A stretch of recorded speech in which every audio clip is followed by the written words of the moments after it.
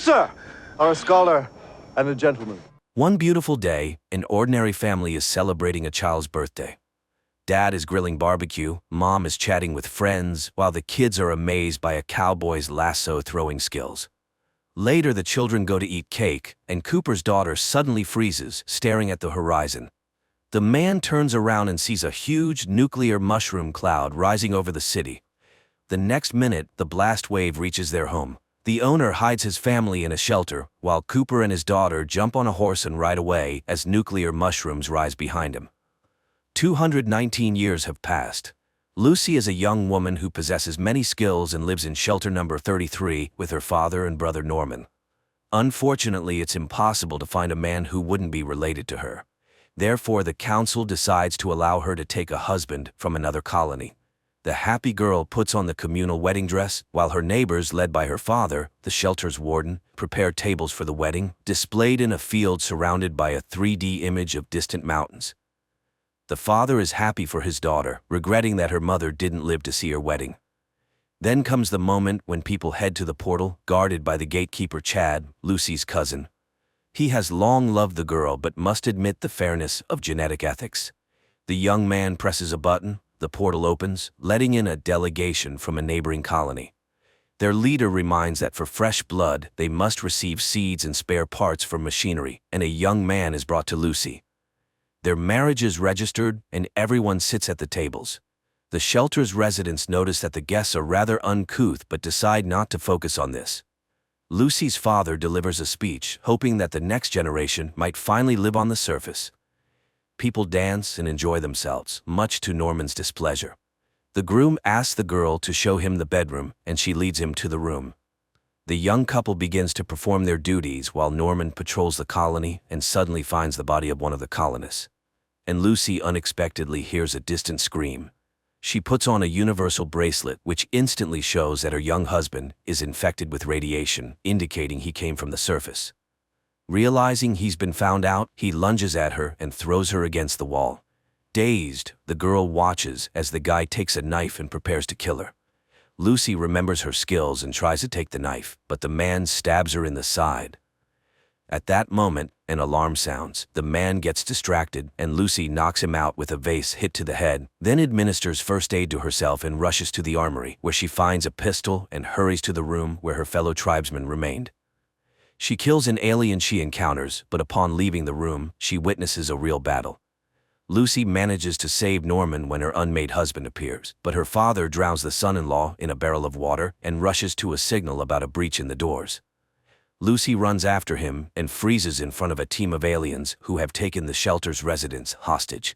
The attacker's leader offers the man a choice: his fellow tribesmen or Lucy.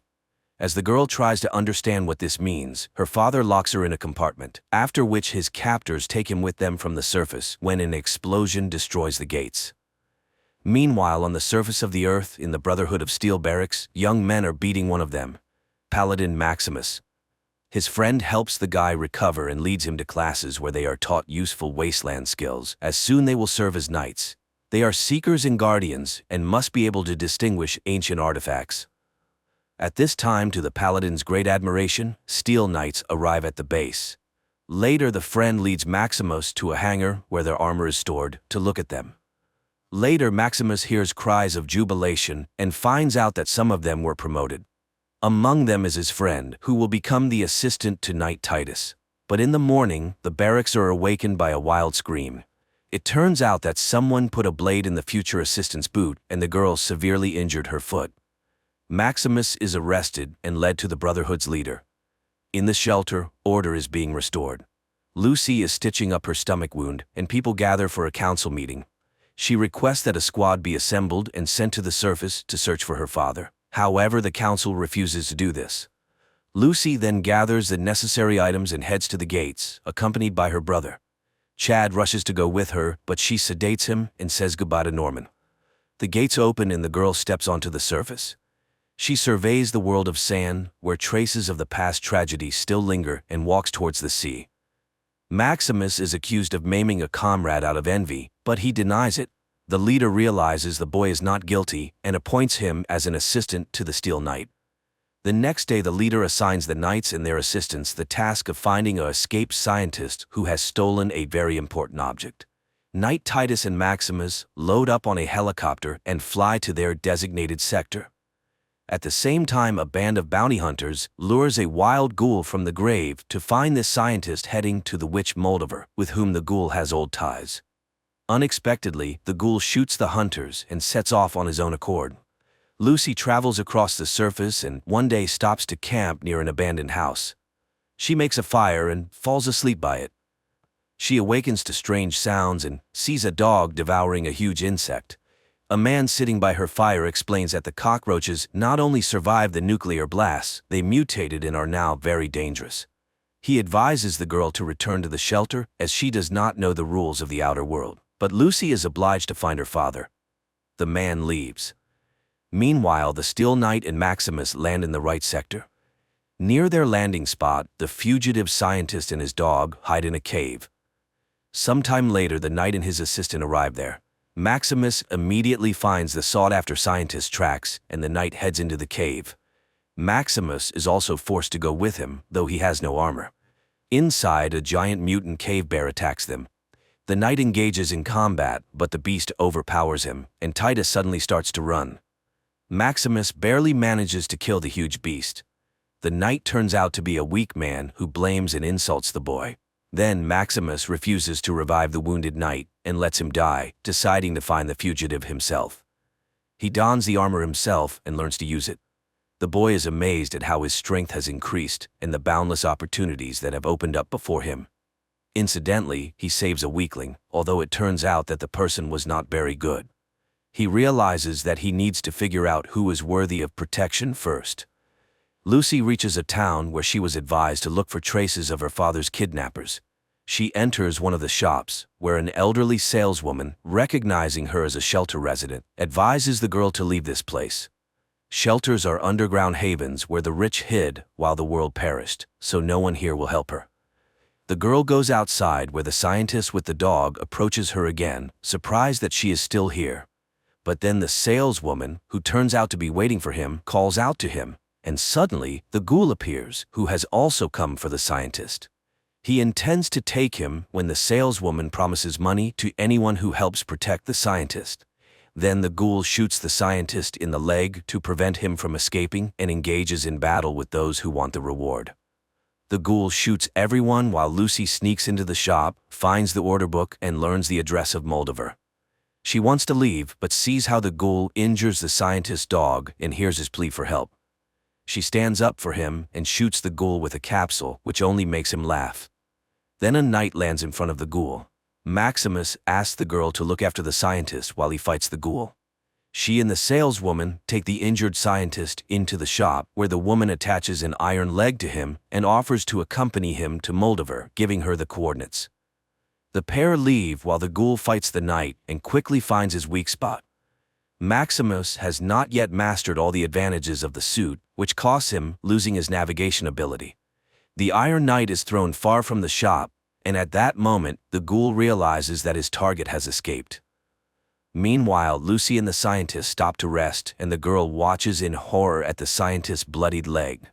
She realizes they won't make it, and the man confirms this.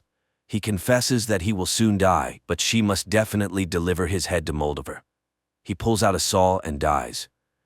Sometime later, the ghoul finds the headless body of the scientist amidst the sandy wasteland and follows the tracks of Lucy, who is carrying the head to Moldaver.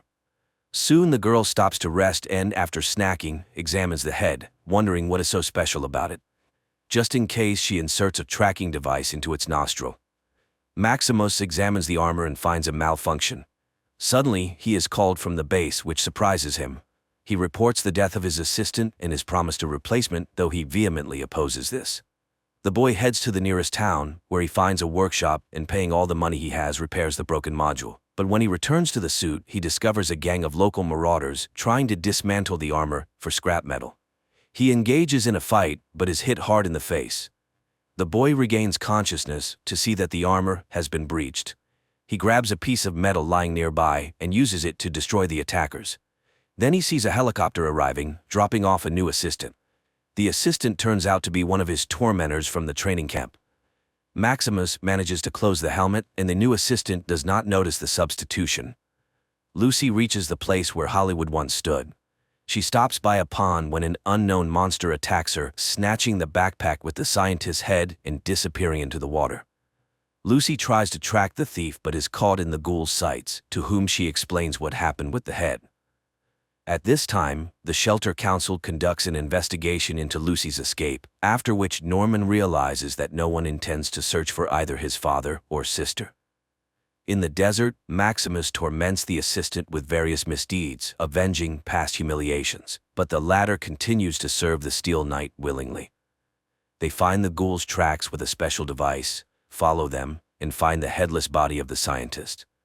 Meanwhile, the ghoul sets up a hunt for the underwater monster, using the girl as bait. Soon, the beast emerges onto the shore. It grabs Lucy, but the ghoul manages to pull her out. The girl barely manages to fend off the attack, but the underwater monster escapes, taking her boot. The enraged ghoul drags Lucy along. At this time, the Steel Knight's assistant fills the armor with water, talking about his life. Suddenly, Maximus asks him to talk about himself. The boy confesses that in fact he was a decent guy, and they beat him as part of the tradition like any other newbie. Now he regrets that Maximus didn't live to be called up for service. They move on and soon reach the pond. The pair enters the water and immediately sees the monster. Maximus demands the assistant to go ashore and takes on the fight himself, but the boy shoots at the creature and it chases after him. Maximus manages to pull the boy from the monster's jaws, and it dies, spitting out the scientist's head and Lucy's boot in its last act. Then a dog runs up to them, which continues on with them. The ghoul leads Lucy through the wasteland, denying her water, and soon they arrive at the place where a movie studio once stood, where actor Cooper and his wife worked. Soon they reach an abandoned clinic from which male screams can be heard. Entering, they find an old acquaintance of the ghoul, undergoing mutation and suffering because of it. The condition could be alleviated with special medication, but the ghoul doesn't have any, so the ghoul relieves the poor soul from his misery. The girl doesn't understand why he did it, but he explains they need something to eat. The girl mentions that they also had it tough, but never ate their own kind. Then the ghoul forces Lucy to cut up the body to take this meat with them. They continue on, although it becomes increasingly difficult for the girl without water. Soon the ghoul stops in front of a structure where radioactive water has accumulated. Lucy can't resist and starts drinking it, earning her companion's approval. She is finally beginning to understand the life of the wasteland. He is her future, and it won't be long now. Then he coughs, and Lucy tries to use this moment to escape, but stops in front of a huge crater, where she gets caught in his lasso. She tries to break free and accidentally bites off the ghoul's finger, for which he cuts off one of her fingers. Soon they reach an old supermarket, where the ghoul offers the woman in exchange for the items he needs. Stunned, Lucy enters the building, not noticing that the ghoul falls into unconsciousness. Inside, she is greeted by a robot. It invites Lucy to follow and implants a new finger for her. Then it pities her and confesses it will just take her organs, and immediately sedates her. Later in the shelter, Norman is delivering food to the aliens captured during an attack, and one of them confesses that the inhabitants of shelter number 32, which they captured before this, were planning something very bad. Norman tries to access the network to find information about shelter number 32, but the data are classified. Together with Chad, they clear the debris and penetrate shelter number 32, where they find a devastated field in the desiccated corpses of the inhabitants. But if they were dead when the aliens arrived, it turns out they killed each other. Lucy wakes up and sees many women locked in glass cabinets, ready to be dissected for organs. The robot prepares to open her chest cavity, but cuts her bonds instead, and she wriggles out from under its saw and disables the robot. Then she fills syringes with drain cleaner, reprograms the robot, and in its company, goes to the owners of the dreadful place. She forces them to release the prisoners, and people flee. But not all. Lucy forces the opening of the last cages. The owners comply, and out come zombies, who immediately tear apart two organ traders. Lucy surveys the battlefield in horror as the last zombie prepares to attack her, but she finds a pistol in her hand. Norman and Chad continue their inspection of the neighboring shelter and learn that its door was open from the outside with a key bearing the name of Norman and Lucy's mother. and Lucy finds medicine to sustain the ghoul's life, and despite the torture she endured, she hands the medication to the ghoul. Maybe she will look like him on the outside, but inside, she will never be like him. The girl leaves, and the ghoul goes into the shattered store and takes the necessary meds to bring himself to a relative semblance of order. Then he stuffs his hat with medicines. But then, he notices a video recorder, puts in an old tape where Cooper plays a cowboy, and sits down in front of the television. Maximus and his assistant settle down to rest. Thaddeus cannot contain his delight at being rescued, as knights rarely treat their assistants kindly. He asks to be branded. Maximus obliges and lifts his helmet. However, upon recognizing him, the assistant attacks, resulting in Maximus breaking his leg. But Thaddeus manages to extract a nuclear core from the armor, immobilizing the exoskeleton, and leaves, taking the scientist's head with him. Giant cockroaches immediately attack the immobilized suit. Maximus, terrified, awaits his death when the insects scatter from gunfire, and Lucy approaches the knight. She explains why she needs the scientist's head and helps the man out of the suit, and he gives her medication for radiation sickness. When Lucy recovers, she suggests they go after the head together, since she has a tracker. They will hand it over to the Brotherhood, in return for which the knights will help her find her father. Maximus agrees. At the same time, in Shelter 33, instead of her father, Betty is elected as the warden. Norman dislikes this and studies the history of the shelter. Suddenly, he realizes that all caretakers were selected from the residents of Shelter 31. Lucy and Maximus reach a bridge where they are stopped by a pair of vagrants. They pretend to be scared and ask for permission to pass. The couple, raising their hands, tries to walk away. However, the suspicious Maximus manages to shoot first, saving their lives, though he injures his hand, and Lucy realizes how naive the shelter's residents are. Soon they reach a billboard of the New Californian Republic. The girl is upset because they live with the belief that they are meant to revive America, but it turns out everything has already happened on the surface. Maximus reassures her, as there is no republic anyway. Soon they arrive at a huge crater in the middle of the city. The boy confesses that he survived this hell by hiding in a refrigerator, but then Lucy realizes that Maximus's wound is much more serious and leads him to a building with a clinic sign. Maximus lags behind, and when he enters, the girl is nowhere to be found. He searches for her and enters a chamber between two doors. The space fills with gas, causing the boy to lose consciousness. Betty leads her people to Shelter 32 to announce a partial relocation, as these resources are too valuable. Chad and Norman are surprised to see that the bodies have been removed and all traces of the tragedy have disappeared. Norman inquires about the whereabouts of his mother's key after her death. Betty confesses that they buried the woman with it. Maximus and Lucy come to in the shelter on stretchers. Maximus receives medical care. The shelter leader asks the couple to stay, as the boy needs treatment. Moreover, the suppliers have found armor and will soon deliver it here. Lucy thanks them for the refuge, and the leader informs her that she was born on the surface like many of them. The couple spends several hours in quarantine. From the conversation, it turns out that Maximus never knew a woman's love. Lucy is ready to teach him this art, as it is considered natural in the shelter, but the boy is embarrassed. Moreover, it is not customary among knights. Later, they go to lunch, where they suddenly notice that many of the surrounding people have various physical deformities. The caretaker turns out to be a cyclops. For Lucy, this is strange, but Maximus does not understand her concern. Later, the caretaker confesses to Lucy that they accept people from the surface, which surprises the girl since this was strictly forbidden in her shelter. But when she asks about the forbidden level they were advised not to visit, the caretaker immediately ends the conversation. Maximus finds a room where a nuclear block is installed, powering the entire underground. The leader hands him an electronic key to his personal compartment and suggests he rest a bit. The boy enters, and upon entering, he is amazed to see a basket filled with various delicacies and things he has never seen before. For the first time in his life, he takes a real shower, puts on a robe and slippers, and indulges in unknown products. Meanwhile, Lucy finds a room where the entire history of the Californian Republic is vividly described. It turns out that life here was revived in 2142 but was destroyed in 2277. Lucy is horrified, wondering who needed a new war and why.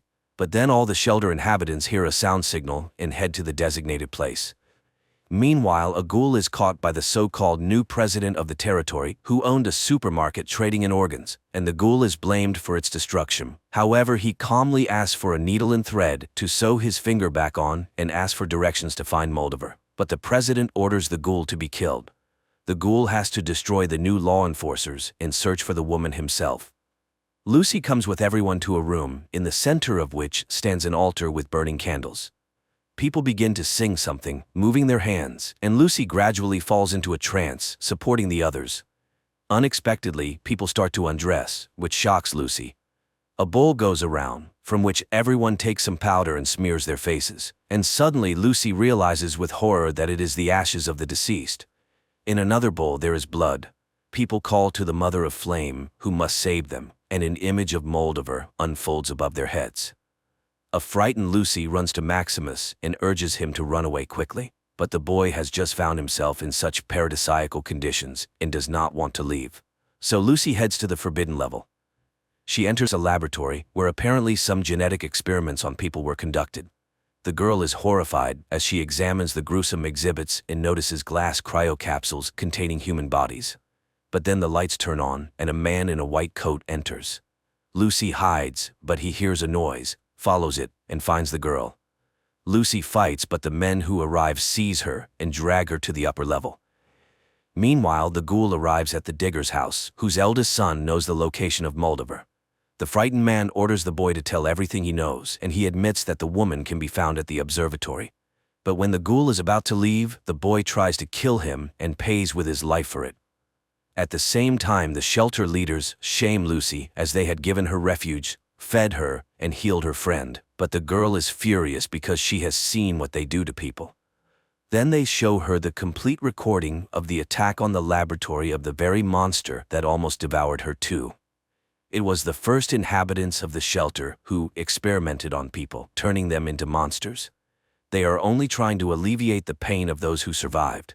The fact is that each shelter specializes in some experiment, and Lucy just doesn't know this.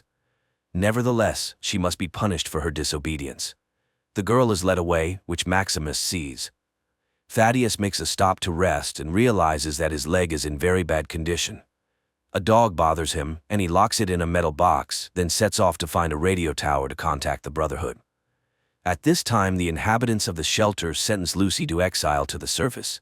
Moreover, they supply her with a stock of food. The girl is stunned, as this is exactly what she wanted. Nevertheless, in her last words, she asks them to allow her friend to stay. But then Maximus appears in knight's armor, into which he has inserted the nuclear block he just stole. He scatters the men when the girl stops him, as they are letting her go anyway.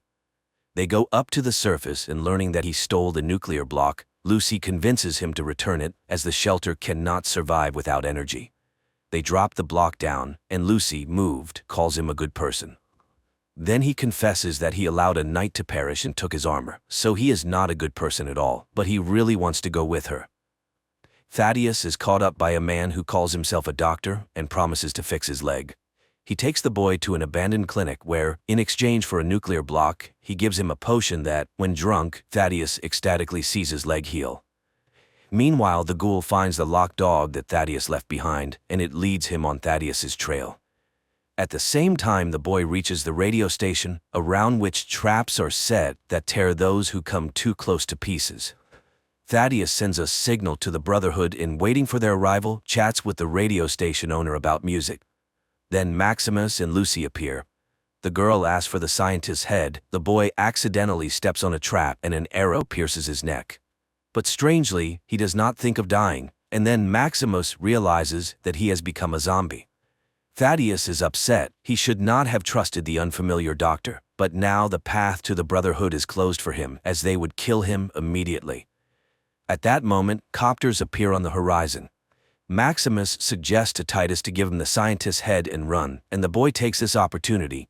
Then Maximus gives the head to Lucy and picks up a head of some unfortunate lying nearby, torn apart in a trap. He asks the girl to run, and she kisses him and promises to wait in shelter 33.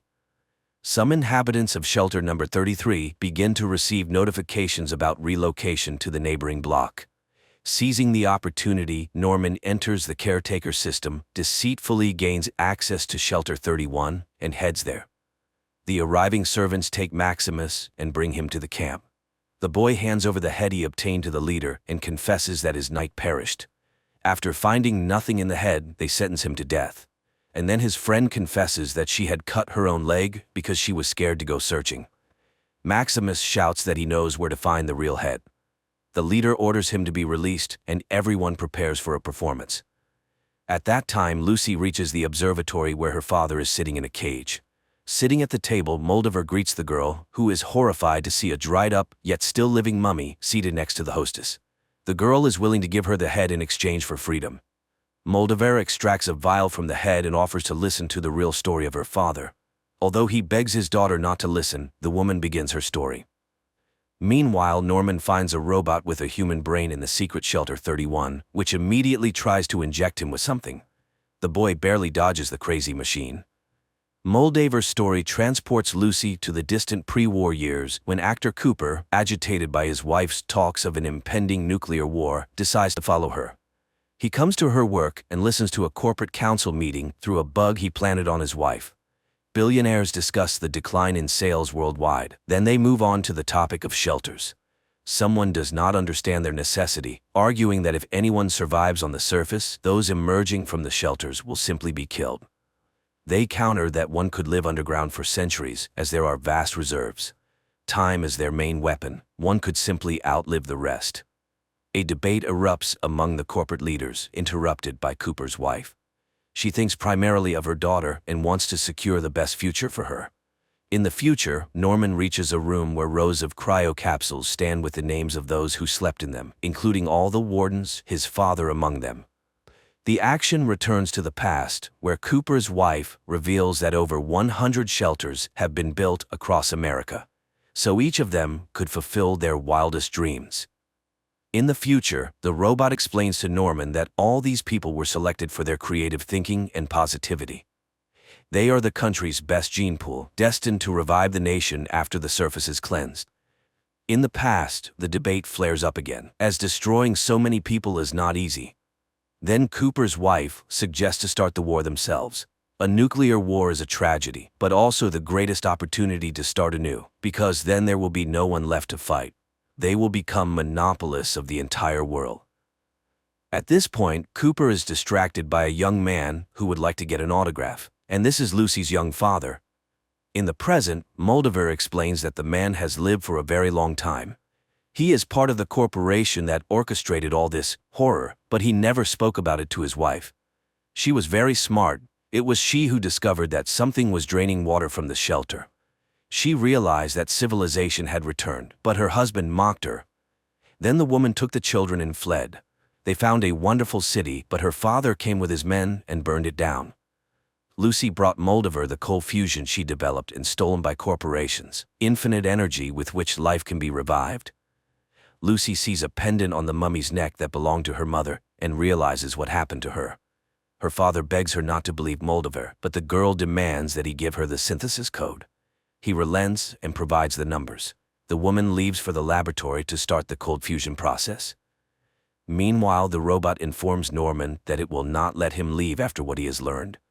At the same time, Lucy's father pleads with her to open the cage and return home, just as an alarm sounds and Brotherhood copters appear over the observatory, opening fire on the people below. Knights and their assistants descend to the ground and engage in battle with the observatory's defenders. Maximus rushes forward, searching for Lucy, while the knights wreak havoc around. Soon the knights burst inside the building, where they are suddenly stopped by a ghoul. It turns out he too once wore armor and knows their vulnerabilities. Thus he easily shoots the Iron Knights, remaining unharmed himself. At this time Lucy cries, torn between her father's pleas to come home and the terrible situation of her mother. But then at the room's threshold, a wounded knight falls, followed by Maximus. He opens the cage and rushes to Lucy. However, the girl confesses that it was her father who destroyed his wonderful city. Her father, meanwhile, dons armor and throws Maximus aside, knocking him unconscious. The girl pulls out a gun, but then the ghoul enters the room. When he learned Lucy's surname, he couldn't believe that this was the same guy from the corporation. He had waited over 200 years to find out where his family was.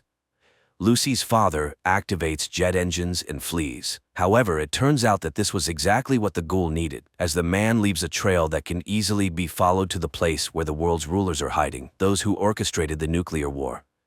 He urges Lucy to come with him. Then Lucy shoots the mummy, says goodbye to the unresponsive Maximus, and follows the ghoul. At the same time, an injured Moldover returns to the room where Maximus regains consciousness. She has activated the nuclear synthesis, and now people have infinite energy. A stunned Maximus watches as surviving lanterns light up over the ruins of the city, while Moldover smiles and dies. The Brotherhood members who rush in think their comrade killed the woman and celebrate Maximus as a future knight. Meanwhile, the ghoul and Lucy follow the trail of her father, who heads through the desert to a distant city. The series ends there.